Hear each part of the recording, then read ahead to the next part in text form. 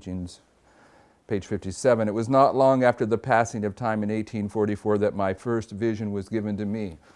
When you look at her visions, there are two types of visions. There are open visions that take place in the presence of people, and there are night visions that take place in the privacy of the prophetess and the angels that are involved with the visions and dreams.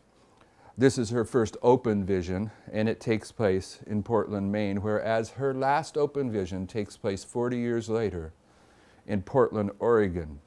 And when you study the circumstances of why the Lord quit providing open visions for the church in the ministry of Ellen White, it was because there had been a rejection of the spirit of prophecy by the leadership and the lay people at large. And of course, this is documented in history.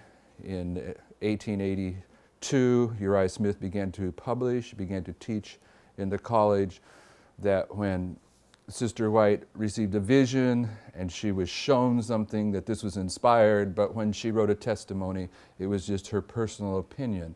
And of course, when she comments on this rejection by Uriah Smith, and of course he's teaching this in the school and publishing it in the periodicals of Adventism, she comments on it that the reason that he did this is because he had been personally rebuked by a testimony from Ellen White. So at that point, he's going to determine that the testimonies aren't inspired. He gets to pick and choose what he wants to accept. And the next year, the General Conference president in 1883, George Butler, does a series of 10 articles in the Review where he identifies which portions of the Bible are inspired and which portions are not. And in his 10th article, he gives a list of passages in the Bible that aren't inspired. So 1882, 1883, you have the leadership of the educational work, of the printing work, and the leadership of the General Conference are rejecting the Bible in spirit of prophecy. So in 1884, 40 years after the first open vision, the last open vision is given, and it's not a coincidence that it was also in Portland, only it was in Portland, Oregon.